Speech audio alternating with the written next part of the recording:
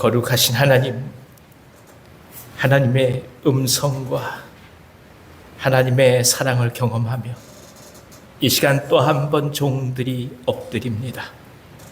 중심과 뜻과 성품을 다하여 주 앞에 나아가며 예배하오니 성부, 성자, 성령 하나님께서 저희 모두의 예배를 받으시옵소서.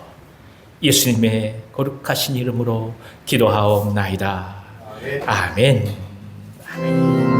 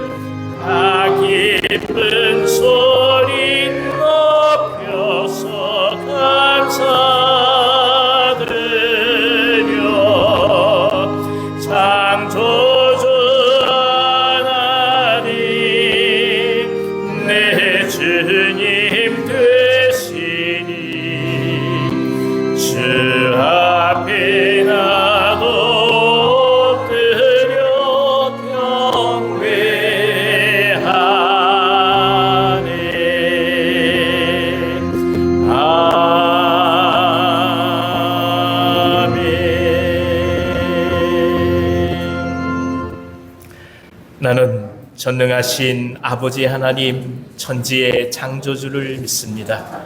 나는 그의 유일하신 아들 우리 주 예수 그리스도를 믿습니다. 그는 성령으로 잉태되어 동정녀 마리아에게서 나시고 본디오 빌라도에게 고난을 받아 십자가에 못 박혀 죽으시고 장사된 지 사흘 만에 죽은 자 가운데서 다시 살아나셨으며 하늘에 오르시어 전능하신 아버지 하나님 우편에 앉아 계시다가 거기로부터 살아있는 자와 죽은 자를 심판하러 오십니다. 나는 성령을 믿으며 거룩한 공교회와 성도의 교제와 죄를 용서받는 것과 몸의 부활과 영생을 믿습니다. 아멘. 아멘. 내 백성아 들을지어다.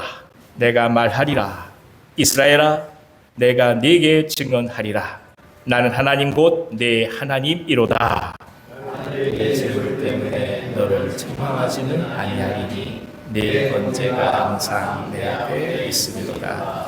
내가 내 집에서 수소나 내 우리에서 숫염소를 가져가지 아니하리니 산의 짐승들과 무산의 가축이 다 내 것이며 산의 모든 새들도 내가 아는 것이며 들의 짐승도 내 것이미로다.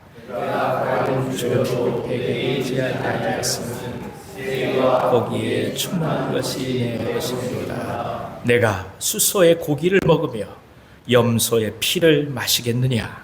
하나님께 제사를 드리며 지존하신 이에게 내 손을 갚으며 환난 날에 나를 부르라. 내가 너를 건지리니 내가 나를 영화롭게 하리로다. 아멘. 아멘. 자리에 앉으셔서 497장 찬송하겠습니다.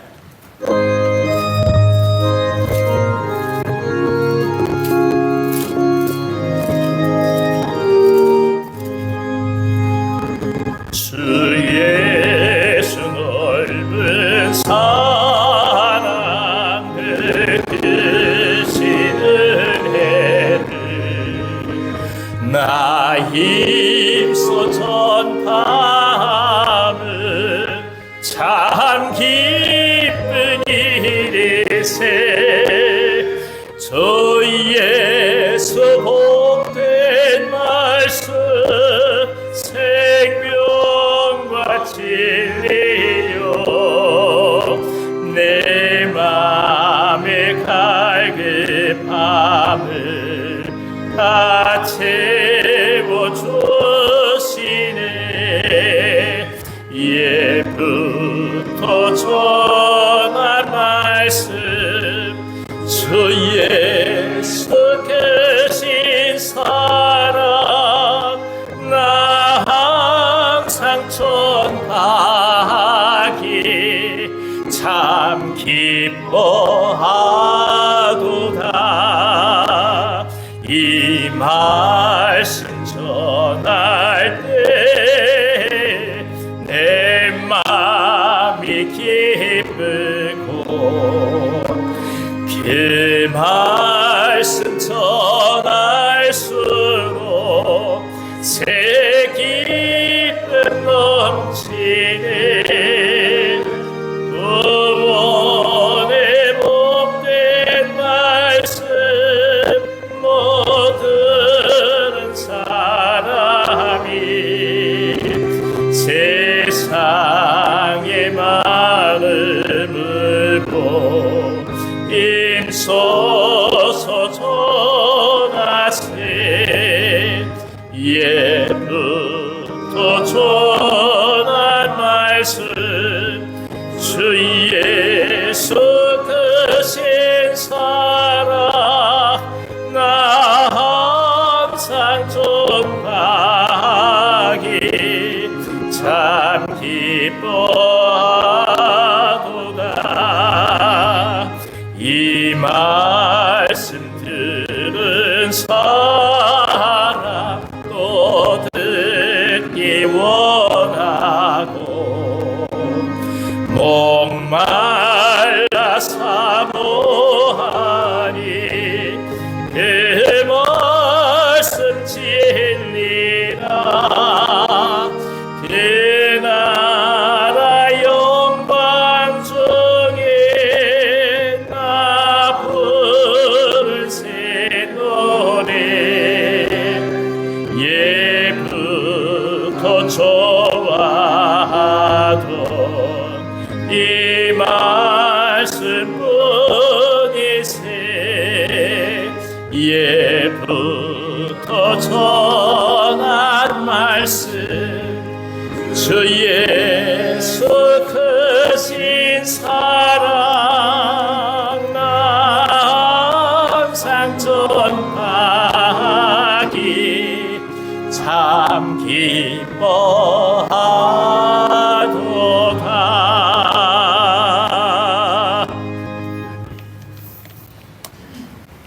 은혜와 사랑이 많으신 하나님 아버지, 오늘 이 주일에 우리를 주의 전에 불러주셔서 감사를 드립니다. 우리가 이 자리에 있을 수 있음은 하나님의 은혜임을 고백합니다. 이 예배를 통해 주님의 뜻을 깨닫고 더욱 주님 닮아가길 원합니다.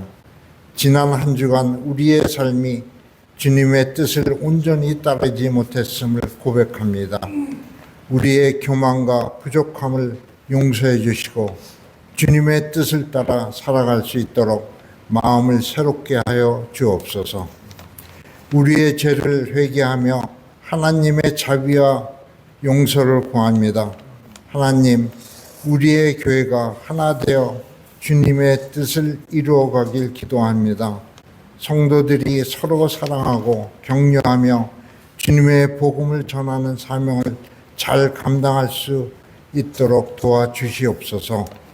특별히 교회의 모든 성도들이 하나 되어 주님의 뜻을 이루는 교회가 되게 하여 주옵소서. 특별히 정교인 11 수련회에 모두 참여하고 교제하며 축복하는 수련회가 되게 하여 주옵소서.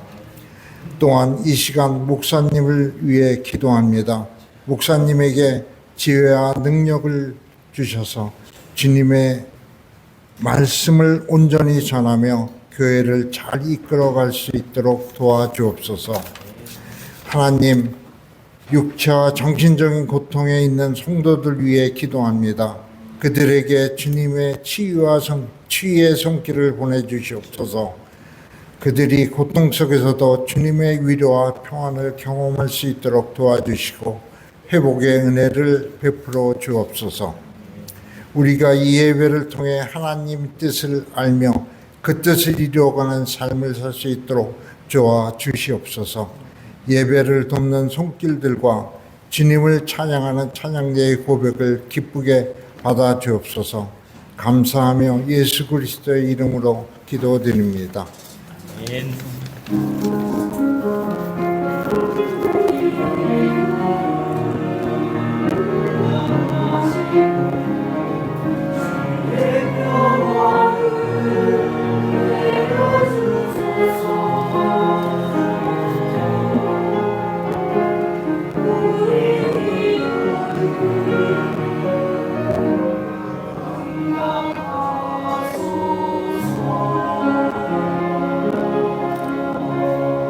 아멘.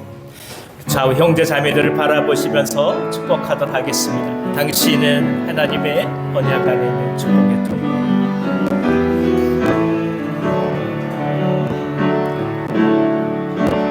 당신은 하나님의 언약 안에 있는 축복의 통로. 당신을 통하여서 열방이 주께 돌아오게 되리. 앞뒤를 바라보시면서 축복하겠습니다. 당신은 하나님의 언약 안에 있는 축복의 통로.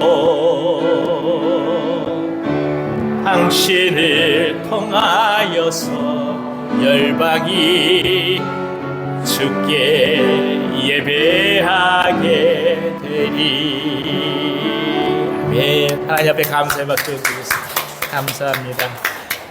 이 더운 여름이 이제 본격적으로 시작됐습니다. 여러분 건강 조심하시고 또 함께 주님의 일을 또 열심으로 섬기며 나아갔으면 좋겠습니다.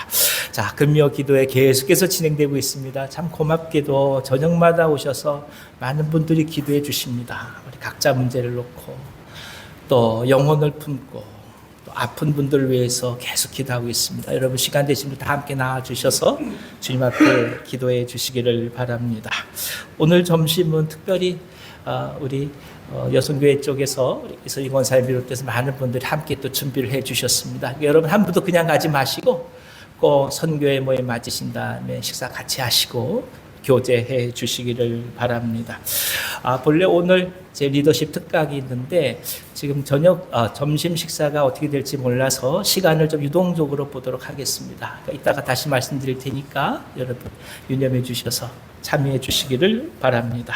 아까 장로님 기도해 주신 것처럼 우리 일일 순회를 하루 마련해서 함께 주님 앞에 기도하며 나가고자 합니다. 지금 준비하는 것은 이번 여름 수련회 때 오전에 말씀은 디모데서 말씀을 갖고 은혜를 나누고자 합니다. 성령께서 그냥 은혜 주시기를 바라고 기도해 가면서 또 이 목자님들을 위로하고 목장들을 세워가고 함께 또 기도해 가면서 하늘의 은혜를 구하고자 합니다. 여러분 유념해 주셔서 같이 동참해 주시길 바랍니다.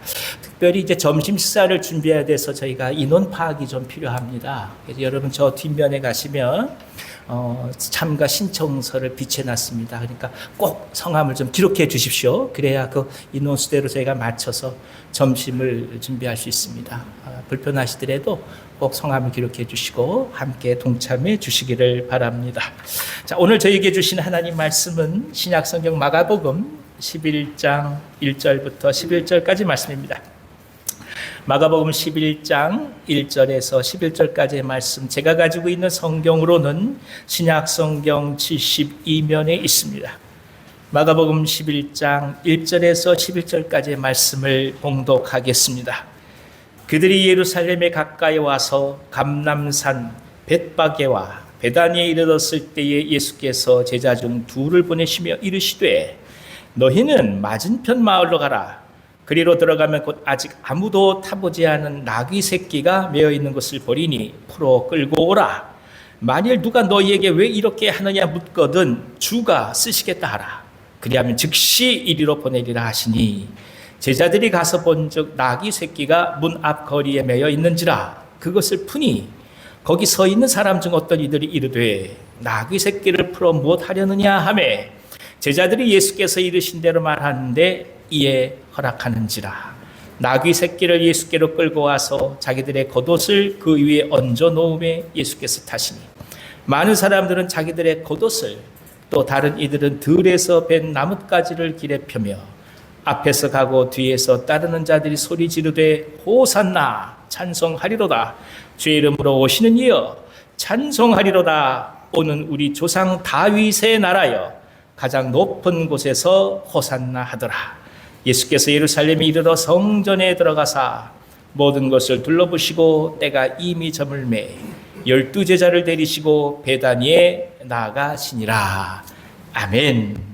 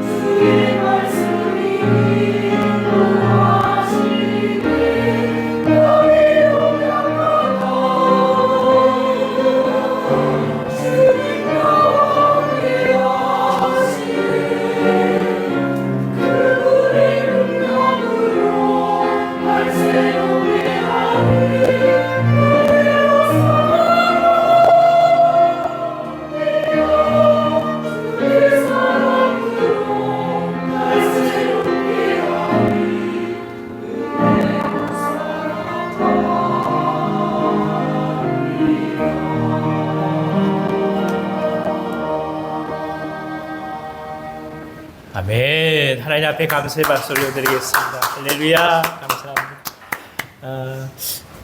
은혜로 살아가지요. 예, 너무 감사하네요. 옆에 계신 분도 한번 인사 나눠보시겠습니다. 주의 이름으로 사랑합니다. 주의 이름으로 축복합니다. 이렇게 말씀해 주세요. 은혜로 살아갑니다. 예, 아유, 은혜로 살아가셨지요. 예, 저도 은혜로 한 주 동안 또 이렇게 잘 지냈습니다. 반갑게 얼굴을 뵙고 또 주 앞에 예배 드리게 돼서 얼마나 행복한지 모르겠습니다. 자, 십자가의 죽음의 길을 걸어가고자 예수께서는 그 마음속에 결단을 하시고 실제로 그 길을 걸어가셨습니다. 그리고 예루살렘에 입성하시기 전에 여리고에서 바디메오를 고쳐주셨습니다. 그에게 앞을 보게 하는 복을 주셨죠. 인간으로 살아가면서 보는 것이 무엇인지, 정말 봐야 하는 것이 무엇인지, 그리고 사람들이 볼 수 없었던 것이 무엇인지를 바디메오를 통해서 예수께서는 가르쳐 주셨습니다. 존재의 의미를 재발견케 하신 것입니다. 두 소경이 고침을 받았지만 유독 바디메오의 이름만이 전해지게 된 것을 지난주에 함께 말씀을 통해서 우리 나눴습니다. 그리고 예수님은 여리고를 떠나셔서 베다니에 이르십니다. 그곳에서 죽어서 장사 지낸 나사로를 살리시면서 생명을 주관하시는 하나님이심을 예수께서는 증거해 주셨습니다. 이 사건이 일파만파로 퍼지면서 유대인들은 예수님에게서 자신들을 구원해 줄 메시아의 소망을 더더욱 간절히 품게 됩니다. 하나님의 때가 이르지 않았다고 예수께서는 계속 숨기셨어요. 근데 이 결정적인 때에 6월절의 때를 바라보시고선 드러내십니다. 죽은 자를 살리세요. 이가 때가 됐다는 것이죠. 죽으러 가실 때, 십자가에 달리실 때가 되었다는 거죠. 근데 그 때를 사람들은 이스라엘을 해방시켜줄 때로 생각하는 것입니다. 이 대중들의 열망 속에서 예수님은 이제 구속사역의 시침을 완성하시고자 예루살렘에 입성하십니다. 사람들은 호산나를 외치면서 종려나무가지를 흔듭니다. 심지어 자신들의 겉옷을 바닥에 깔아 예수님을 환영했습니다. 왕의 대관식을 말하는 것입니다. 근데 아이러니한 것은 그것이 진정한 대관식은 되지 못했다는 사실입니다. 왕은 진짜 왕인데 대관식은 가짜일 수밖에 없었던, 이해할 수 없는 그런 현실이 펼쳐지게 됩니다. 세상에 왕으로 등극시키고 단 며칠 만에 죽이고자 하는 일들이 어디 있겠습니까? 하지만 그 일은 실제로 일어났고 창세기 3장 이후에 예언되어 왔던 하나님의 약속의 성취라는 사실을 오히려 성경은 저희에게 전해주고 있습니다. 그럼 예수님의 예루살렘의 입성은 무엇을 오늘 우리에게 깊이 말씀해 주시는 것일까요? 이 말씀이 우리에게 도전하는 바가 뭘까요? 성령께서 저희 모두에게 깊은 은혜를 주시기를 원합니다. 여러분 다 같이 1절에서 3절까지 읽어주십시오. 그들이 예루살렘에 가까이 와서 감람산 벳바게와 베다니에 이르렀을 때에 예수께서 제자 중 둘을 보내시며 이르시되 너희는 맞은편 마을로 가라. 그리로 들어가면 곧 아직 아무도 타보지 않은 나귀 새끼가 메어 있는 것을 보리니 풀어 끌고 오라. 만일 누가 너희에게 왜 이렇게 하느냐 묻거든 주가 쓰시겠다 하라. 그리하면 즉시 이리로 보내리라 하시니, 예수님은 아무도 타본 적이 없는 나귀 새끼를 끌고 오라 말씀하십니다. 사람이 타지 않았다고 하는 것은 많은 상징적 의미를 지니죠. 예수님의 길이 성별되고 구별된 길이라는 것을 말해주는 것이면서 동시에 그 어느 누구도 걷지 않은 속죄양의 길을 걸어가심을 이 한마디 말씀을 통해 증거하십니다. 자기 백성을 위해 죽음으로써 그 백성을 구원하는 왕은 존재하지 않습니다. 언제나 백성이 왕을 위해 죽음으로써 나라를 구하고 왕으로부터 숭고한 칭호를 얻는 것이 동서고금의 역사였던 것입니다. 예수님이 왜 이런 선택을 하셨는지 그래서 제자들은 알 수가 없었습니다.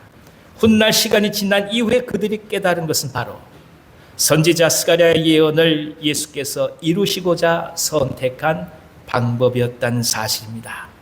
같은 말씀을 기록하고 있는 요한복음 12장 15절에는 스가랴 9장 9절을 이렇게 인용하고 있습니다. 시온 따라 두려워하지 말라. 보라, 너희 왕이 나귀 새끼를 타고 오신다 함과 같더라. 그렇습니다. 예수님은 철저히 선지자들의 예언을 이루셨습니다.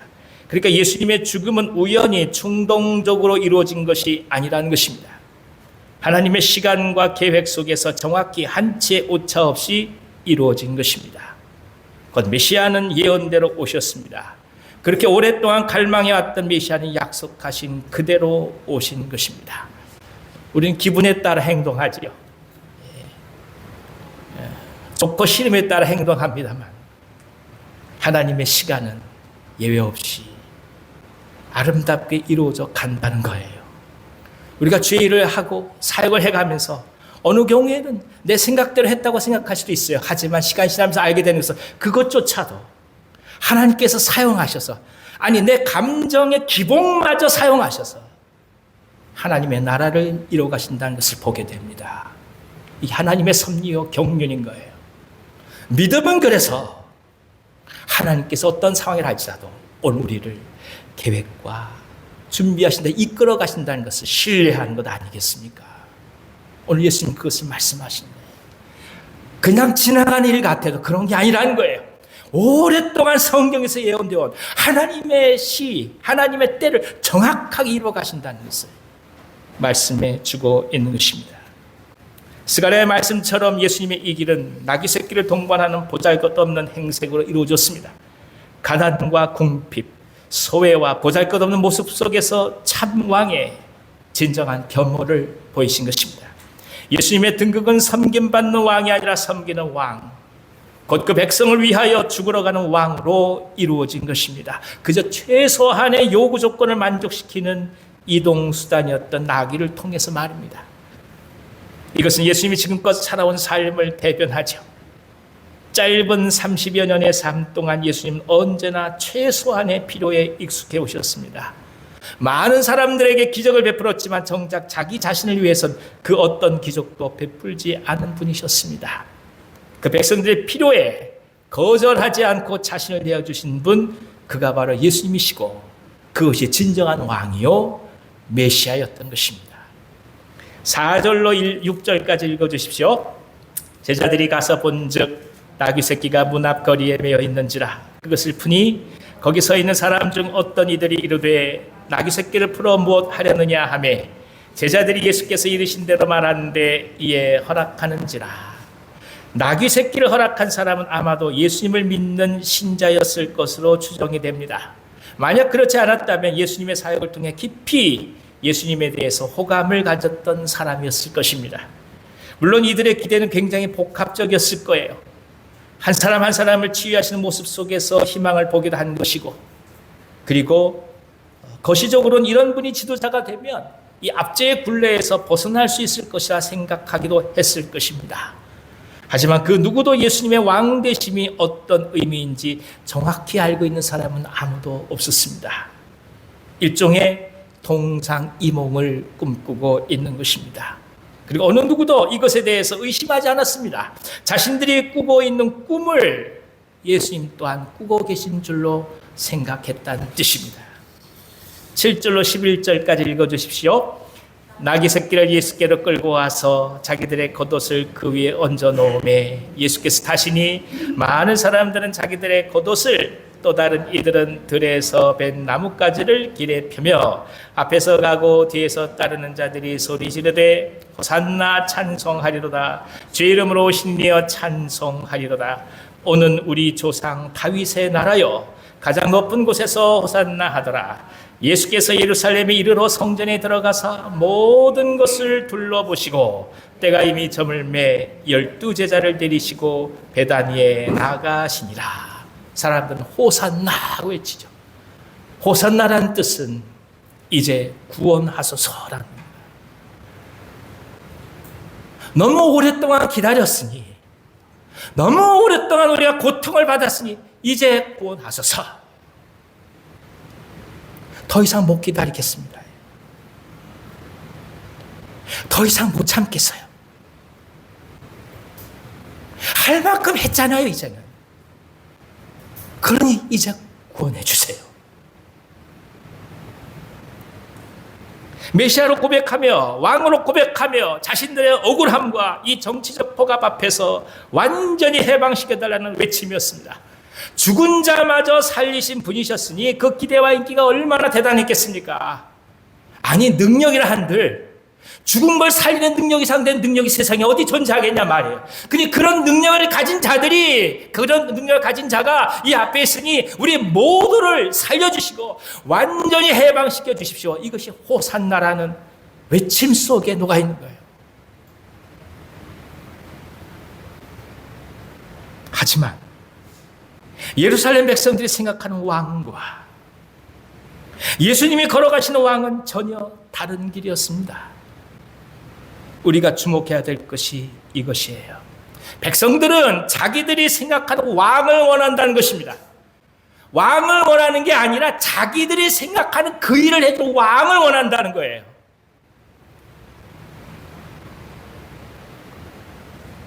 심지어 가장 가까운 사람들, 때로는 함께 동역하는 사람들조차도 예수님이 걸어가시는 왕의 길을 이해하지 못했습니다. 이미 수차례 예수님은 십자가의 길을 말씀하시고 설명하셨습니다. 하지만 사람들은 믿고 싶은 것을 믿으려고 하지 받아들일 수 없는 것을 믿으려고는 하지 않는다는 것입니다.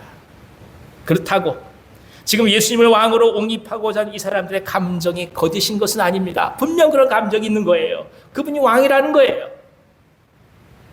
그들이 겉옷을 깔고 나뭇가지를 길에 펴는 행위는 진심에 담긴 행위입니다. 겉옷을 깐다는 것은 복종하겠다는 뜻이에요. 이 옷을 밟고 가십시오. 나를 밟고 가십시오. 이 뜻이잖아요. 진정왕으로 선언하고 있습니다. 정말로 예수님을 좋아하고 존중하고 흠모하는 행위입니다. 하지만 그들이 원하는 왕으로서 예수님을 기대하고 바라는 것이지, 예수님이 가시는 왕의 길을 이해할 수 없었던 것이 바로 예루살렘이었던 것입니다. 후일 그들이 예수님을 십자가에 못 박았던 이유는 그들이 원하는 대로 예수께서 움직여주지 않으셨기 때문입니다. 왜 못 박았다고요? 원하는 대로 움직여지지 않아서 죽인 거예요. 왕이 아니라서 죽인 게 아니에요. 왕인데 내가 원하는 왕이 아니라서 죽인 거예요.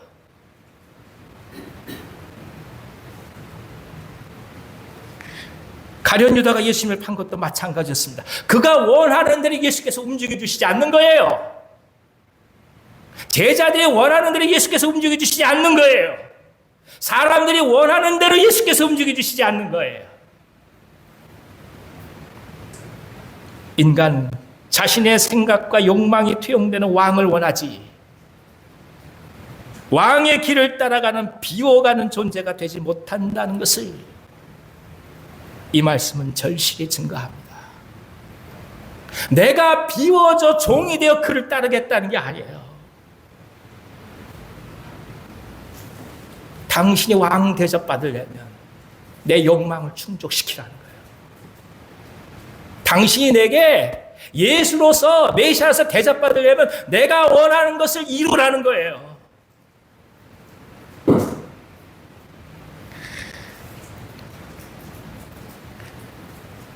예컨대 스데반이 순교당할 때 증인이 되었던 바울도 결국 자신이 생각하는 하나님과 종교적 열정에 대한 잘못된 확신이 그로 하여금 증인의 자리에 서게 한 것 아니겠습니까? 지금도 세상은 이런 일들이 계속적으로 반복되고 있습니다.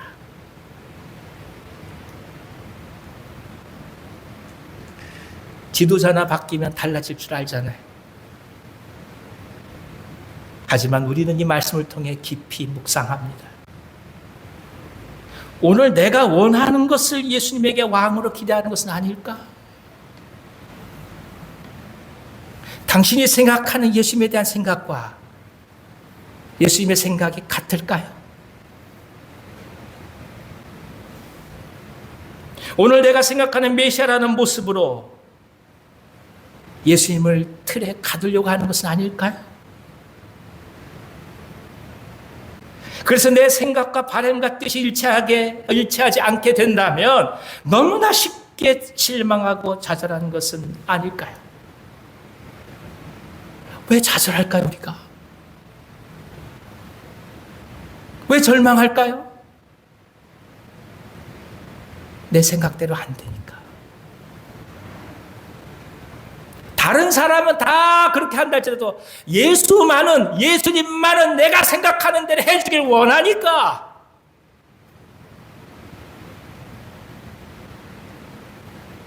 그렇게 안 되니 절망하는 거예요.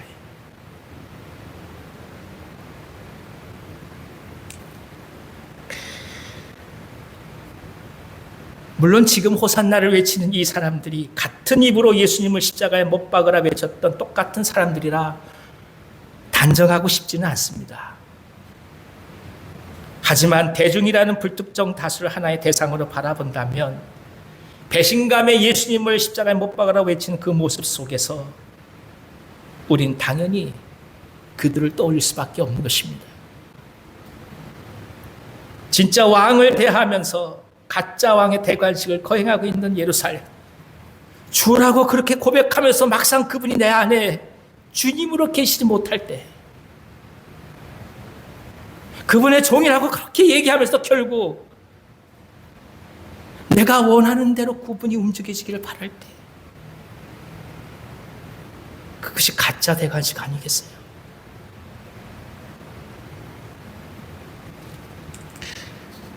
오늘 신앙 앞에서 결국 자신의 욕망을 향해 달려갈 수밖에 없는 죄인들의 자화상을 예루살렘 사람들은 우리에게 보여주고 있습니다. 그러니 환호와 박수는 전부가 아닙니다. 칭찬하고 좋아하며 같이 있고 싶다고 말한다는 것, 그것이 전부가 아닙니다. 궁극적으로 가야 할 길을 함께 걸어가는 것, 주님이 가시는 그 길을 따라가는 것, 그것이 진정 그의 백성 아니겠습니까? 지금도 기억하는 것이 전도사 훈련을 받을 때였습니다. 우리가 합동 측하고 다른 것은, 합동 측은 강도사님이 계시죠. 우리 통합 측은 강도사님이 계시지 않고 전임 전도사님이 이제 강도사님과 같은 일을 하십니다. 그러니까 신학교를 졸업하고 목사고시를 합격해서 불러주는 교회에서 2년간 훈련을 받은 이후에 노회에서 교회 청빙에 따라 안수를 받으면서 목사가 되는 것입니다. 그 2년의 과정을 우리는 훈련 과정이라고 보는데, 패기 넘치는 젊은 사역자들이 많이 있을 때입니다. 그러니까 장안에서 규모가 커다란 교회밖에 보이지 않았던 때인 거예요.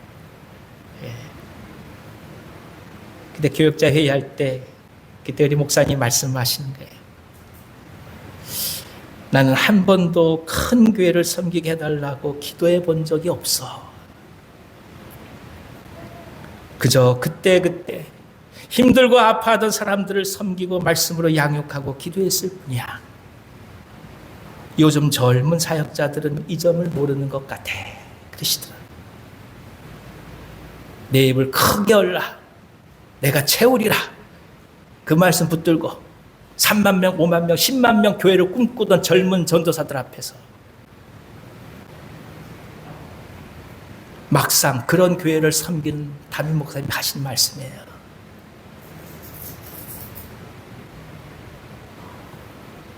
하나님 나라는 욕망으로 이루어지는 거 아니에요.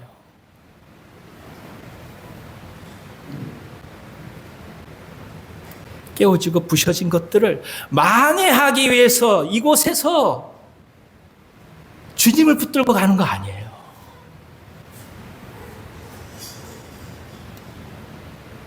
우리가 하나님께 나아가는 것은 우리가 아무것도 아니라는 것을 고백해 가면서 그분의 길을 따라가는 것입니다. 그분께서 걸어가시는 왕의 길에 우리가 그저 동행할 뿐인 거예요. 이 평범한 진리를 이해하지 못하게 된다면 결국 우리들은 나르시시스트를 넘어서지 못하는 거예요. 결국 자기 잘난 맛에 사는 거예요. 목사는 3천 명, 5천 명, 1만 명, 10만 명 보이는 잘난 척에 사는 거고, 성도는 이곳에서 내 말 한마디에 영향이 있는 것을 보면서 그 잘난 맛에 사는 거고, 하나님 나라는 그런 게 아니에요. 왕으로 고백하면서 겉옷을 펴 깔면서 호산나 외치면서 결국 자기 뜻대로 되지 않는다고 십자가에 못 박는 것이 인생이라면, 오늘 우리는 과연 주님을 주라고 고백할 때 어떤 마음과 어떤 심정으로, 어떤 진정으로 나가고 있을까? 또 한번 생각해 보신 거 아니겠습니까?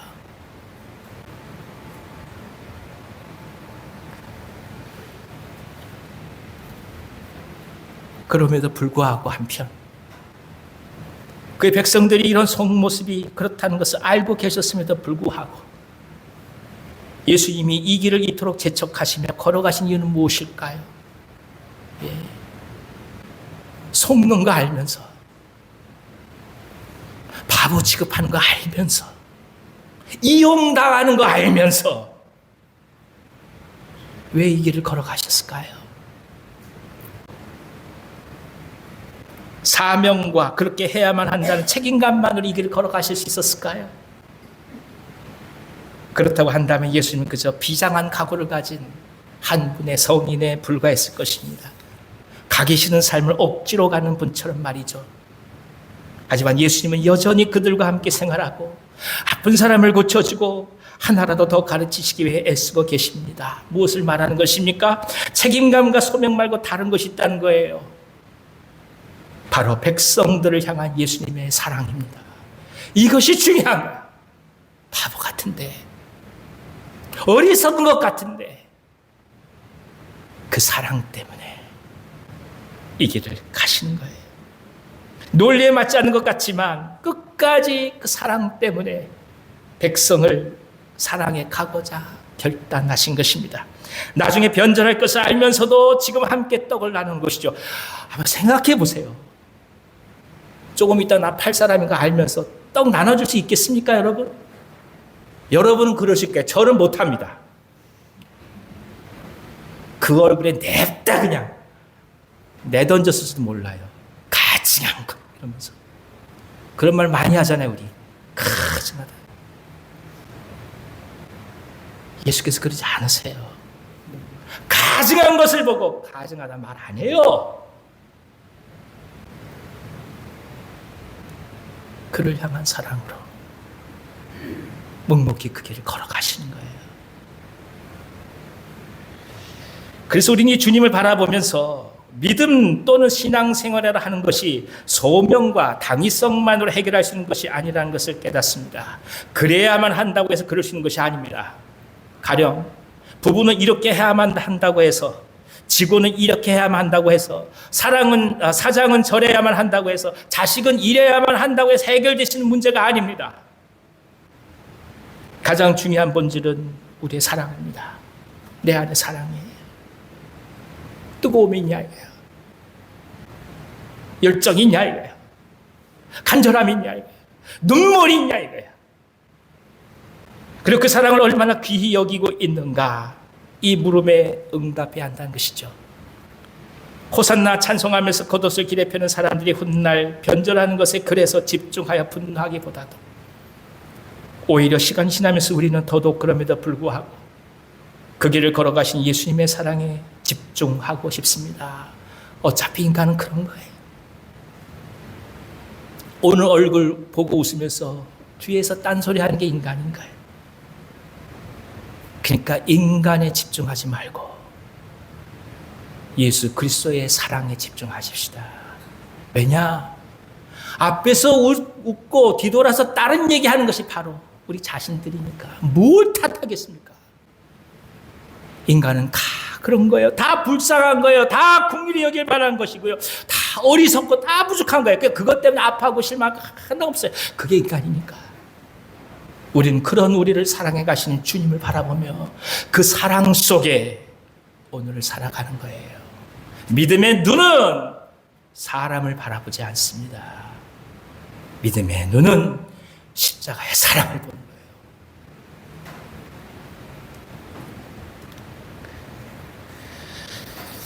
복음을 들고 그리스도의 제자로 부름을 받아 훈련을 받아간다는 것이 무슨 뜻이겠어요? 참고 인내하고 덕을 세우라는 의미가 무슨 뜻이겠습니까? 사랑할 만한 용기를 그리스도에게 덧입으며 사랑하려고 결단하고 사랑할 일을 찾아가며 오늘을 선택해 간다는 뜻입니다. 주위를 둘러보면 불의가 횡행할 때도 있습니다. 절망스러운 일들이 있을 때도 많지요. 매스컴에서는 하필 그런 것들만 보도합니다. 하지만 우리는 그런 상황 속에서 주님께서 예루살렘으로 들어가신 결단을 보게 됩니다. 부조리의 상징 예루살렘으로 들어가는 거예요. 종교적 위선의 상징 예루살렘으로 들어가는 거예요. 인간의 허위의 상징 예루살렘으로 들어가는 거예요. 믿음은 그것을 분별하고 도망가는 게 아니에요.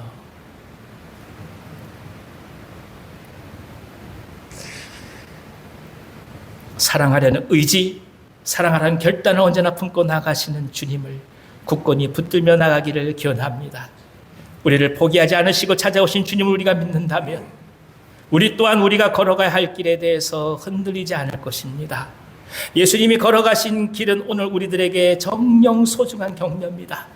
온갖 감정이 섞여 있고 동기와 의지가 섞여 있는 우리들의 마음, 그 또한 예루살렘 성이기 때문입니다. 그 마음의 예루살렘 성에 오늘 예수께서 걸어 들어오십니다. 나귀를 타시고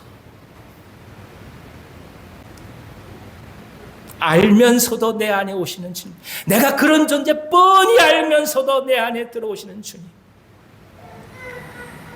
그분의 사랑 앞에서 진정한 왕의 대관식이 우리의 깊은 심령에서부터 우러나가기를 기도합니다. 다른 무엇보다도 주님의 사랑에 주목하십시다. 할렐루야. 힘들고 어렵고 낙심된 일이 많으실 거예요. 왜 안 그렇겠어요? 시험들 일도 많고요. 아플 일도 많으실 거예요. 그러나 그런 모든 것도 있다 하여도 무엇에 집중하라고요? 예수님의 사랑. 예수님의 사랑. 그것을 바라보게 된다면 오늘 우리들이 마땅히 제자로 걸어가야 될 그 길을 쉼없이 흔들림 없이 담대하게 걸어가게 될 것입니다. 이 은혜 한 주간 자 여러분 모두를 지켜주시기를 간절히 기원합니다. 기도하겠습니다. 하나님 아버지, 시간이 지나가면서 하나님의 사랑보다도 인간의 허물에 집착할 수밖에 없는 우리 자신들을 또 한번 보게 됩니다.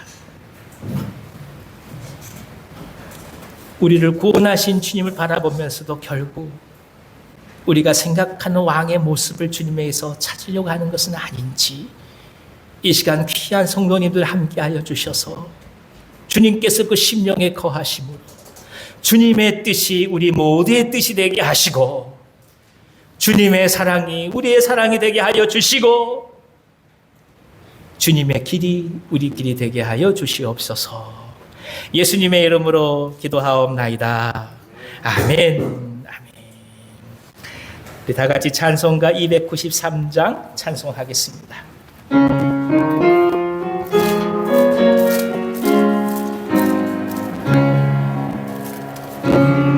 바람 비칠 때의 기쁨 오네, 근심 걱정 물러가고 기쁨 오네, 기도하게 하시며 희미한 것 물리쳐 주의 사랑 비칠 때 기쁨 오네, 큰 사랑 내 마음속에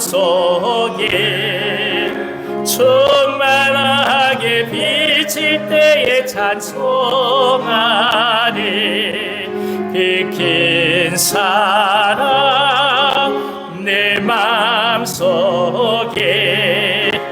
화평함과 기쁨 주네, 그 큰 사랑 주의 사랑 비칠 때에 이 세상을 아름답고 활기차게 다 변하리. 화평 중에 내 영혼 영광스러운 새 생명 다시 찾게 되었네. 그 큰 사랑, 그 큰 사랑 내 마음속에 충만하게 비칠 때에 찬송하네. 그 큰 사랑 내 마음속에 화평함과 기쁨 주네. 그 큰 사랑 주의 사랑 비칠 때에 이 세상을 어둠 슬픔 중한 짐이 다 사라져 우리들의 가는 길 밝게 비춰주시며 복을 받게 하시네. 그 큰 사랑, 그 큰 사랑 내 마음속에 충만하게 비칠 때에 찬송하네. 그 큰 사랑 내 마음속에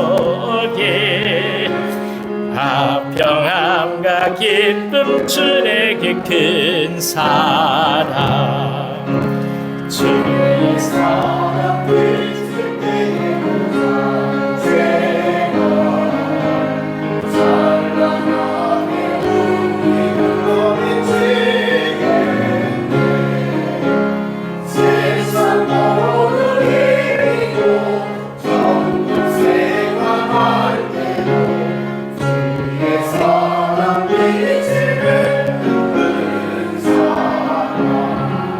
큰 사랑 내 마음속에 충만하게 비칠 때에 찬송하네.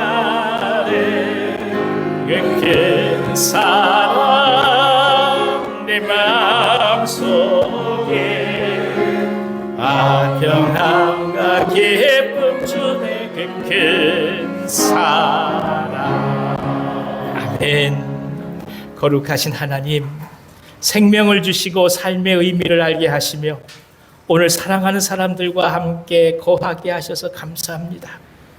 귀한 교우들과 함께 이렇게 예배하게 하신 건 너무너무 감사합니다. 가장 작은 것들, 가장 익숙한 것들 속에서 당신은 언제나 역사하셨고 우리들의 눈물과 한숨 땀과 수고 그 모든 순간에 당신은 동행해 주셨습니다. 그 모든 것들에 감사하며 중심을 들여 당신 앞에 나아갑니다. 11조로 감사 헌금으로 성교 헌금으로 구제 헌금으로 생명의 빵 헌금으로 헌당 헌금과 특별 헌금 등으로 나아가오니 주여 기쁘게 받으시옵소서. 소망을 더하시며 하나님 나라를 바라게 하시고 하늘나라가 이 땅에 이루어지는 당신의 뜻이 저희들의 삶과 헌신으로 하나둘 이루어지게 하여 주시옵소서. 각 가정들을 축복해 주시며 가장들을 기억하여 주시고 저들의 수고와 땀이 주님을 영화롭게 하도록 인도하여 주옵소서. 노동의 기쁨과 거룩함을 주셨으니 일터 속에서 하나님의 긍휼을 체험하게 하시고 시간과 기회라는 소중한 선물을 보듬어 안게 하여 주옵소서. 이 민족 이 나라를 지켜주시며 위정자들에게 지혜를 더하시고 세상을 덮고 있는 수많은 전쟁들이 이제는 멈추어지게 하여 주시옵소서. 특히 교회를 위하여 기도하오니 매 순간 주신 사명을 잊지 않게 하시고 하나님의 사람들로 이 땅을 살아가는 선교적 영성이 가득하게 하여 주옵소서. 암수술과 항암치료, 간암, 신장염, 탈장, 뇌경색, 뇌졸중, 치통, 어깨 연골수술, 척추협착증, 무릎 연골수술, 심장수술, 치매, 공황장애, 파킨슨병, 그 밖에 고관절의 염증과 마음이 상해서 아파하는 모든 종들 주님 긍휼히 여겨 주시옵소서. 치유와 회복을 허락해 주시며 하나님의 손길을 더해 주시고 나음 있게 하여 주옵소서. 병마가 다 떠나게 하여 주시며 그 마음들 속에 하나님의 평강이 가득하게 하여 주시옵소서. 영하에서부터 신이여 이르기까지 모든 세대 함께 하시며 영상으로 예배하시는 분들, 하나님께 예물을 드릴 수 없는 상황에 있는 분들 기억해 주셔서 저희 모두와 동일한 은혜로 채워 주시옵소서. 예수님의 거룩하신 이름으로 축복하고 기도하옵나이다. 아멘.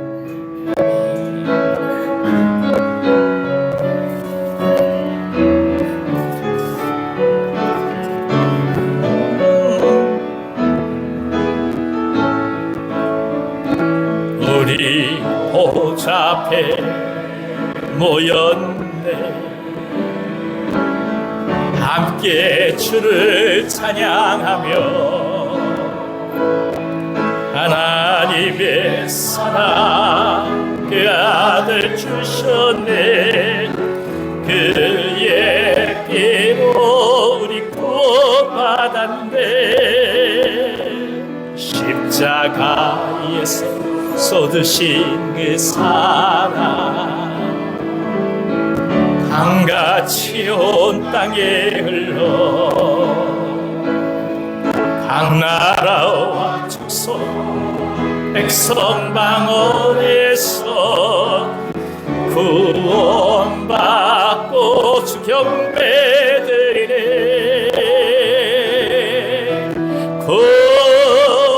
구원하심이 보좌에 앉으신 우리 하나님과 어린 양의 도다. 구원하심이 보좌에 앉으신 우리 하나님과 어린 양의 도다. 아멘. 이제는 우리 구주 예수 그리스도의 은혜와 하나님 아버지의 그 크신 사랑하심과 보혜사 성령님의 감동하시고 교통하심이 우리들의 마음속에 오늘도 나귀를 타고 들어오시는 주님을 바라보면서 주님의 사랑에 의지하고 주님의 사랑을 붙들고 주님의 사랑을 신뢰하며 오늘 주어진 모든 삶의 상황들 속에 오직 주님과 더불어 동행하기를 원하시는 이제 벌써 사는 모든 주의 종들 위에와 저들의 삶과 가정과 생업의 이 민족과 이 나라와 북녘 땅과 선교사님들의 사역 위에 우리가 사랑하는 온유한 교회 위에와 특별히 환우들 가족들 위해 이제부터 영원토록 함께 하시길 간절히 축원하옵나이다. 아멘.